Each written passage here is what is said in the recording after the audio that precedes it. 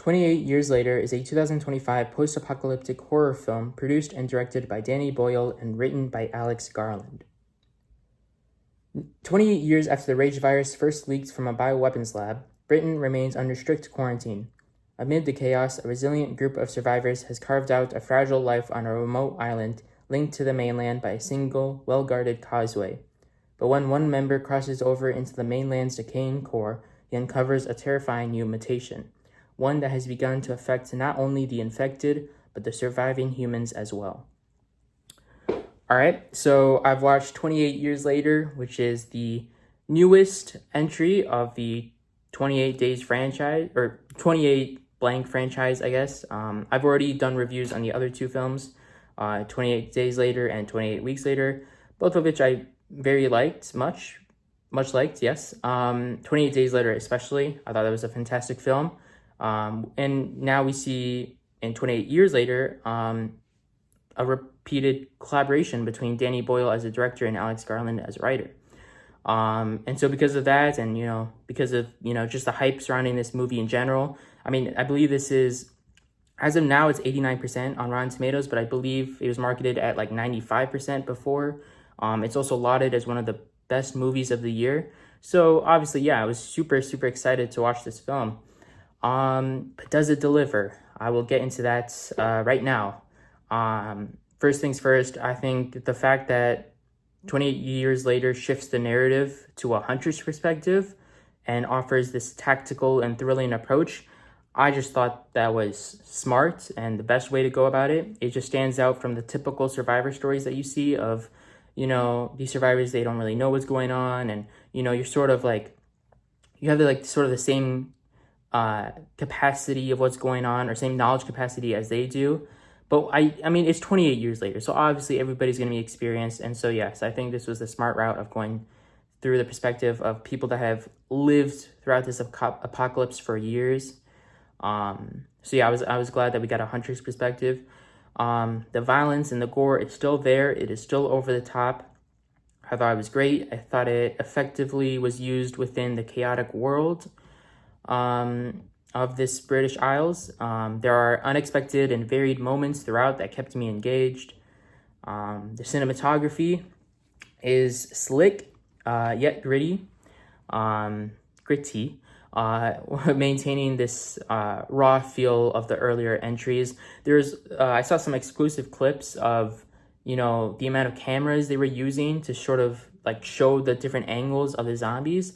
They have this really cool sort of kill cam that's used, whenever someone shoots an arrow, or whenever there's a death blow amongst these zombies, it's just the frame just stops and it just shifts to a different angle. I thought it was so cool. It's sort of Mortal Kombat type of kills.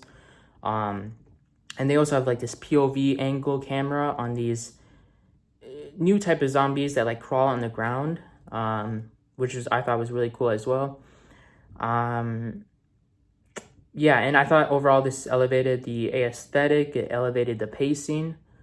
The cast overall delivers a very emotionally grounded and believable performances. Huge shout out to Ray Fiennes. He is definitely a standout performance, although he does come in the third act.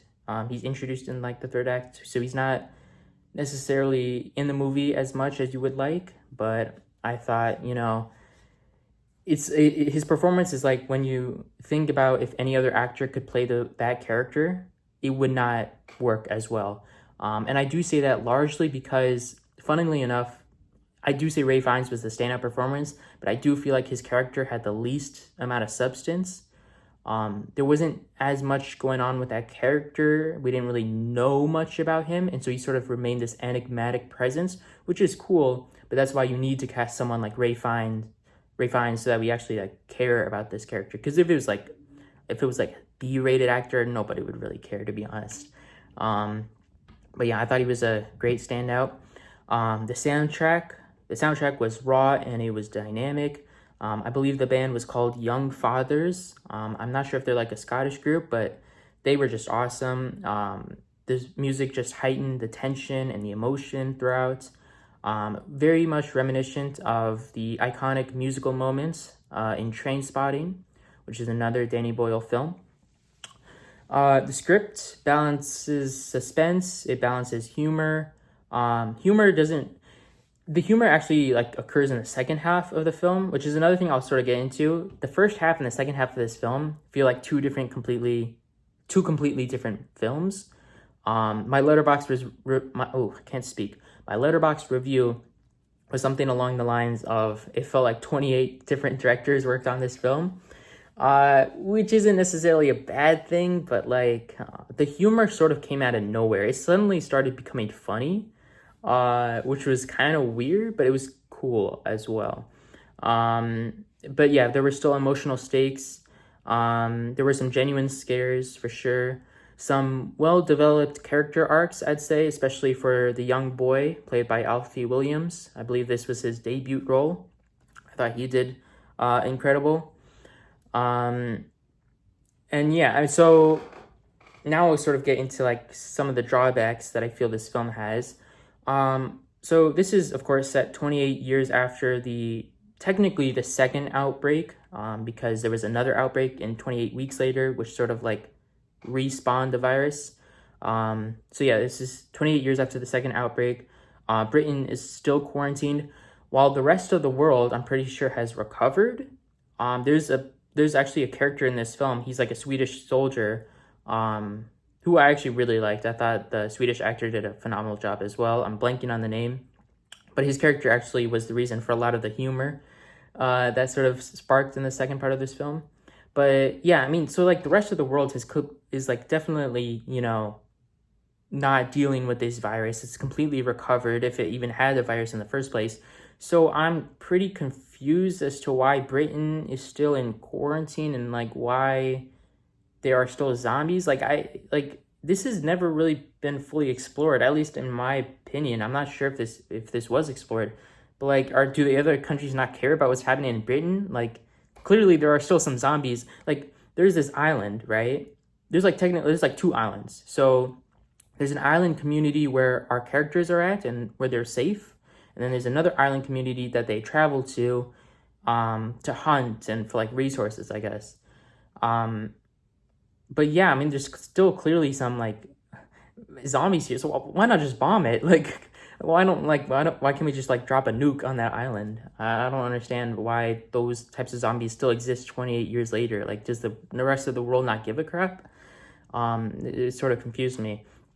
Another thing, and this was sort of like a slight turnoff for me. I was like sort of like in utter complete disbelief when this happened, but there is a decision that occurs, and this decision, I have to say, is a bit of a dumb decision. It's kind of a stupid decision, and it occurs, and it basically sets up the narrative arc for the second half of this film when this character makes this decision. And it's basically, I mean, I'll just say what it is. The boy, right? He goes to an island community it's for the reason, or it's for the sake of another character that he goes to that island community. And of course, there's like a lot of emotional value to the decision that he makes, but it's so spontaneous.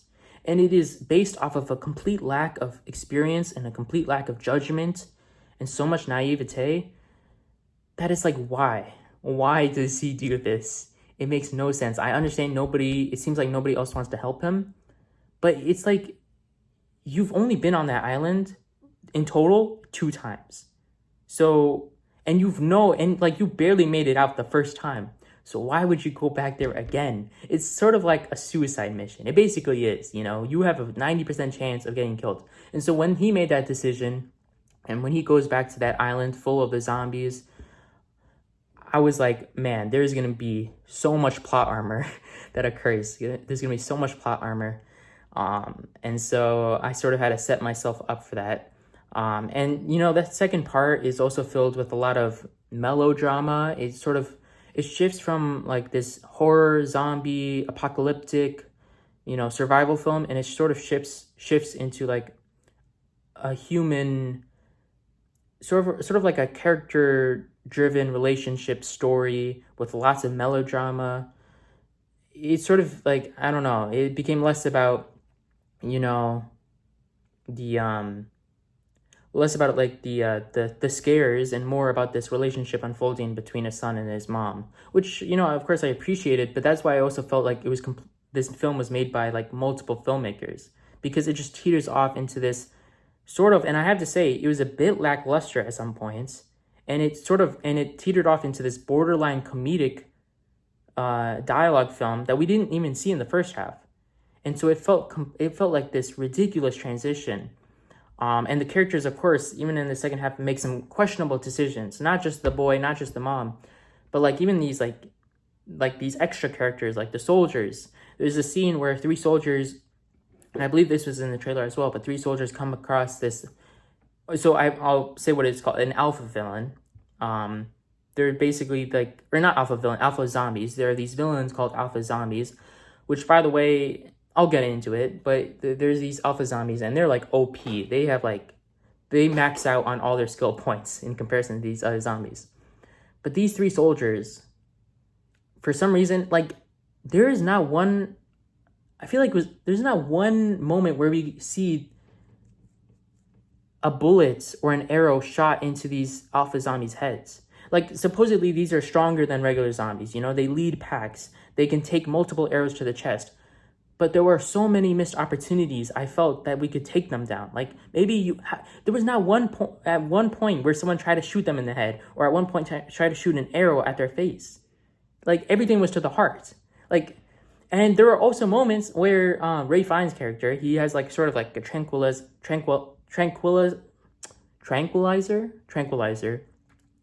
dart thingy-ma-do, where you like spit it out and it goes. They didn't even kill it after it slept, after it was unconscious. like what's the point of just making it sleep? Can you not kill it? Like, if you can't kill it, then just make that sort of explored in the film, because it made me feel like it was killable, but they just kept prolonging its death for whatever reason. And it made it OP for no reason whatsoever. But yeah, I mean, questionable decisions, and I have this written down. I sort of jumped into it earlier, but I'll get into it now.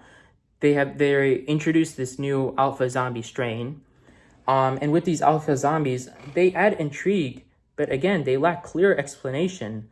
How did they come about? It's never really explored. And yeah, they just felt so killable. Like, just shoot them in the head. No character does that. But they are scary. I will say they are scary. They can sprint like hell. It's kind of scary. There was this close call with the boy and his father when they're running away from it. It was horrific, I have to say. I was on the edge of my seat. So that was cool. It was cool. But I felt like there could be some basis to how they first of all came about, and how this specific one is still alive when it felt so, I don't know, there's just missed opportunities to just shoot it in the head. But another thing, this film, now let's move away from the story aspects of this, and let's move into sort of like the commercial aspects of it, because now this film, 28 years later, is supposedly the first in a planned trilogy that Danny Boyle is trying to make, and part 2 is already set for release. I'm not too happy with that. First of all, we are 3 for 3 now, because there's an ending to this film, and it was funny. The ending was pretty wacky, it was zany, it was funny, but it felt sudden, and it also felt a bit incomplete. And I was thinking to myself, oh God, now we're like 3 for 3 for abrupt endings, because 28 Days Later, in my opinion, also had an abrupt ending. 28 Weeks Later also felt sort of inconclusive, and now we're like 3 for 3, so I'm like, okay, what's going on? And then I realized they're making a trilogy out of this 28 years later. I don't mind that. But the fact that this is a film that's already packed with bold ideas, and it's struggling to simplify its very, very complex narrative, has multiple things going on, it feels like lots of films in one, you can't help but think that this trilogy format comes off as a commercial strategy. You know, I liked what they were doing before, 28 Days Later, 28 Weeks Later. I thought genuinely that there was like a 28 months later coming about, but they chose to do years, which, you know, I respect. I think that's a bolder decision to make, and, you know, I'd love to see 28 years later. And in my mind, when that that idea sort of transpired and I saw the trailer, I was like, oh man, wait, I think this is the end of the trilogy. In my mind, I thought 28 years later was the end of the 28 blank trilogy. I thought that was the final installment. But now I sit through the end of the film and I'm sitting through the credits and I'm like, this is the first of a trilogy. It does come across as a bit cash grabby. I have to say, it comes off as a bit cash grabby. It reminds me of like these Avatar movies coming out, like 4, 5, and 6, So yeah, I mean, I just hope that they don't beat this movie until it's a dead horse. Because I have to say, overall, this movie, although, the second half I wasn't too fond of it, and there's a lot of complex ideas going on, I thought, for the most part, it held its own. And I thought this was still a very, very enjoyable, great film. And so, yeah, I would just hate for this franchise to go down a wrong route because they want to make more movies off of it. But yeah, I mean, overall, still enjoyed it in the theater. I saw this with my brother and he loved it. So I think for the most part, people really, really like it. Danny Boyle still comes in clutch with a very unconventional camera movements. I think if you haven't seen 28 Days Later, it might throw you off. But having already been used to that in the first film, I was like, oh yes, baby, we're back. We are back. But yeah, overall, I will give this film 28 years later a 7 out of 10. Still think some things could have been improved, but overall, still great experience. Do not regret seeing it whatsoever. Do not regret seeing the film. In fact, I actually kind of want to see the film again just to see if I like it more or maybe dislike it more. But yeah, 7 out of 10. But that's about it. Yeah, see ya. Hope you enjoyed.